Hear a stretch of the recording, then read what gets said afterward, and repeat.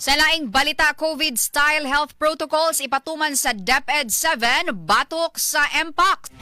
Kasama mo sa balita, Raiden Zafra, CNUcom Inter. DYHP Tatak RMN Report. Mupatungan ng Department of Education kon DepEd Central Visayas ug mga health protocol nga gigamit niadtong panahon sa COVID-19 aron batukan ang sakit nga monkeypox kon mpox atol sa pagsugod sa klase karong tuiga. Mato di DepEd Regional Director Salustiano Jimenez nga kung adunay estudyante nga mapakita og sintomas sa maong sakit, angay kining susiyon tagaan og referral kung magpositibo ug tambagan ang ginikanan kung unsay buhaton.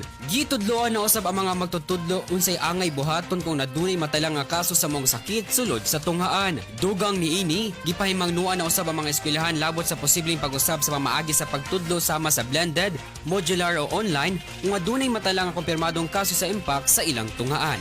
Kasama mo sa balita, Raiden Zafra, Senior Communication Intern, DYHP, Tatak, RMN. RMN Radyo mo Nationwide.